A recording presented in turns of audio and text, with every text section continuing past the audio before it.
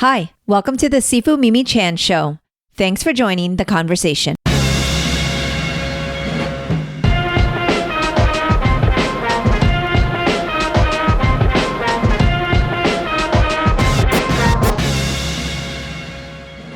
Hello, everyone. Happy New Year. It is 2025, and while I normally observe the Lunar New Year as kind of my quote-unquote real one, it really does feel crazy that we are now in 2025, and it's just, where does the time go?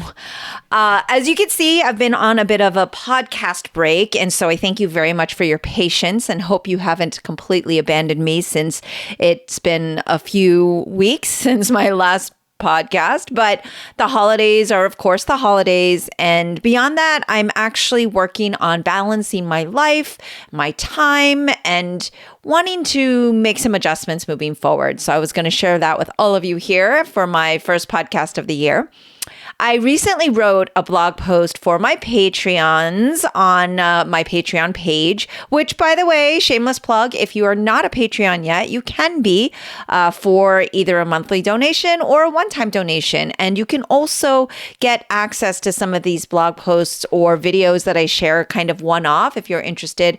It really just does help me with keeping my production going, keeping all the creative outlets that I have and the work that I'm doing moving forward. So I really appreciate you. Big shout out to all of my current patrons. I cannot do this without you. So thank you so much. But my recent blog post, I did want to share with everybody here because, of course, if you are sitting here listening to my ramblings, I appreciate you greatly as well and want to share some of the things that's been on top of mind. So my latest post was recognizing time as the most valuable asset. And I totally stole this.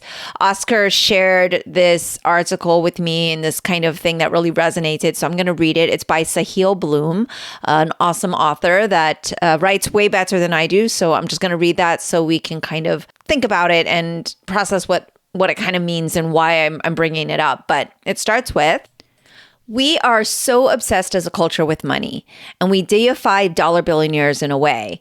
And I was thinking of time billionaires that when I see 20-year-olds, the thought I had was they probably have 2 billion seconds left, but they aren't relating to themselves as time billionaires. When we're young, you're a time billionaire, literally rich with time. At age 20, you probably have about 2 billion seconds left, assuming you live to 80. By 50, just 1 billion seconds remain. But are you truly appreciating the value of this asset? In his On the Shortness of Life, Seneca wrote, "We are not given a short life, but we make it short, and we are not ill-supplied, but wasteful of it." You may know how important your time is, yet you ignore its passage and engage in low-value activities that pull you away from the things that really matter. My first intention is to change that, recognize time as the most valuable asset, and act accordingly. And that was by Sahil Bloom. This perspective hit me very, very hard.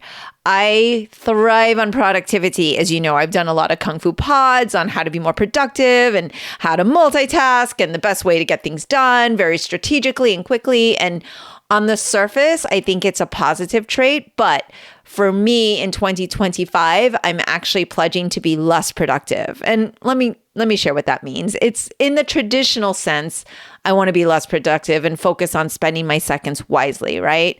My 47th birthday is a few weeks away.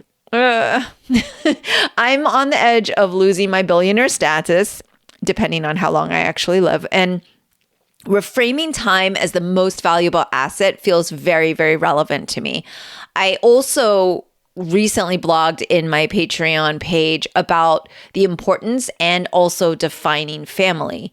So I want to share a bit of that with you as well, because I really feel this goes hand in hand, because obviously I'm not just going to be less productive to sit on a beach and do nothing. I mean, while there's no judgment on that, I think that would be great. I think I want to just kind of reframe and really consider how many billions of seconds do we really have left and how do I want to use those seconds? And a big part of that is, of course, to be with family more.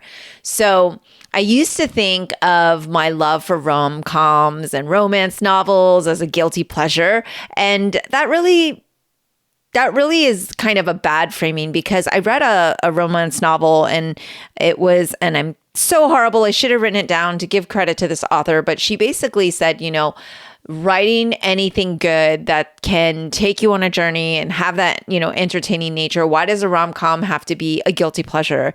If it's good writing, it's good writing. And I think that people also think that way of comics. Like, comics is a medium, not a genre. You can get anything from superheroes blowing things up, saving the day, to really serious literature and things that have been very impactful to me in ways that even nonfiction books haven't, right? So I think if something is good, it's just good. So even if rom-coms are formulaic, I feel like it's just not about the journey and it's about the destination really holds true and hits home there. So if it's a really well-told story and we know the ending, who's to say it's not worth the read, right? Now everyone's entitled to read whatever they want. I was just kind of thinking about that, I've heard my whole life, oh, this is a guilty pleasure, and it's meant to make you feel bad about something that you take pleasure in. And I think that we have to kind of rephrase that as well in our minds, or at least I do. And one of the things that also was pointed out to me in a rom-com, by the way, in a romance novel, was a phrase that's always being thrown out there in relevance to family. And it's blood is thicker than water, and I know my family members have used it, and just shows that, it's meant to tell you that the bonds that you have with your family members are much stronger.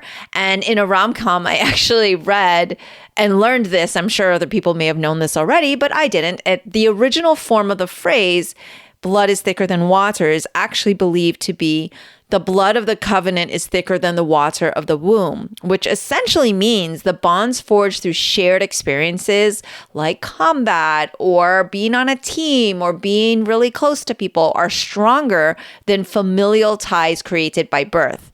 So the irony here is when people actually say blood is thicker than water, they're actually implying the opposite of what they originally meant. And so I thank you, rom-com writers, and I thank you, romance novel authors, for not only entertaining me during what was a very dark time, 2016, even 2024, but not just needing that escape of reality, but also for enriching me in ways that others seem to criticize. So we can learn from everything we read. As I redefine family, of course, most of my, family that's related to me, my immediate family, my parents and my sister, they are, of course, what I consider true family. But one of the things I was, writing in this blog post was Oxford definitions. What is a family? It's a group of one or more parents and their children living together as a unit, or people related by blood or marriage. So my definition is those who you can rely on to show up when you need them. And honestly, those people who I genuinely want to spend time with. I consider them to be my family of choice and not my family by blood. And so my family to me is the one that I choose. And that is why I was so excited to hear that this blood is thicker than water is missing the entire context to it, because I really don't think it's true. I don't think people that are just randomly related to me because of, a blood relationship is any more important or impacting and meaningful to me than people that I choose as family. So that's just my opinion and my small rant about that. But again, it was kind of fascinating to me that phrase had to be taught to me in a certain way. And I realized, oh, wow, it didn't mean anything that I thought it meant. So that was kind of interesting. And so relating that to time, I want to spend more time, of course, with my family and want to make sure that those few billion, the billion seconds or less that I have left are going to be utilized in a way that is meaningful. And, I wanted to kind of think about how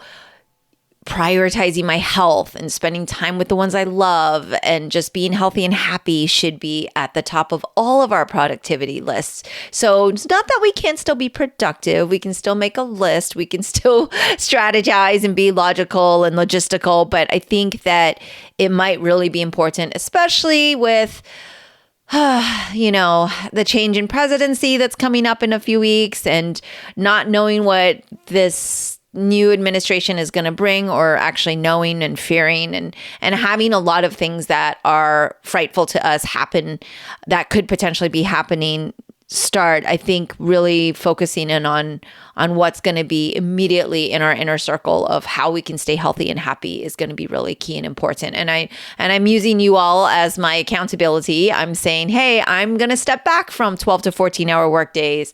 Of course, my work at Wallam is unbelievably fulfilling.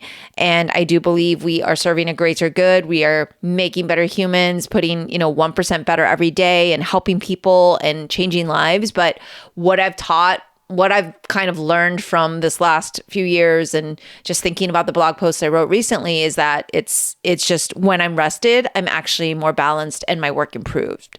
So that's something that I wanted to kind of share as we all enter 2025 together, as we move towards the year of the snake in a few weeks for Lunar New Year. It's going to get a little crazy, and I still want to continue my advocacy work, but I definitely will be stepping back from taking on things like the Florida legislation and going all in on that and taking trips to Tallahassee. I'm definitely taking a step back from that. It's also quite toxic, so I kind of need my mental health to be at the forefront of my prioritization. So just want to kind of put it out there so you all are aware. I'm definitely still committed to make sure this podcast keeps going. Thank you so much again to my patrons for supporting me, ensuring that I have someone to edit this and put the information out. And thank you to everybody who listens to this podcast and has been with me since the beginning. That's just amazing. Thank you for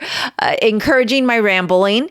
I am really, really excited to continue this journey. I still have a lot to say. We still have some of our old friends coming back on the podcast. Everybody's needed a bit of a break, but we definitely have more podcasts in store for you. There's a lot more Miosk episodes on the slate since we've gotten great feedback about those.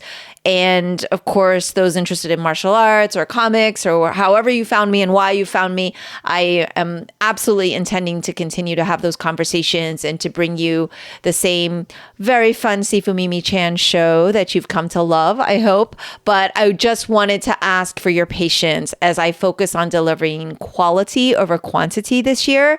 So just to keep my head above water and to utilize my most precious resource of time wisely, and knowing that it's a currency that is, of course, running out, I want to make sure that I embrace the mindset of time billionaire and hope you find it interesting. Would love for you to send a comment or leave feedback on this to let us know what your thoughts are, because work is always going to be there, but living demands a lot more care and attention. And I think we all need to live in the best way that we know how. So I hope everybody had a great holiday and however you celebrate that. And I hope that your 2025 is off to a great start.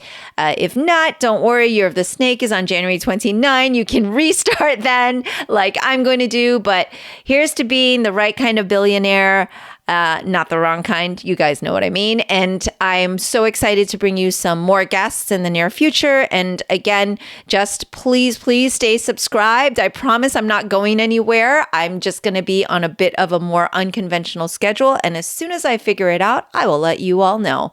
Thanks so much for listening. I appreciate you greatly. Happy New Year. And until next time. That's all for today's episode.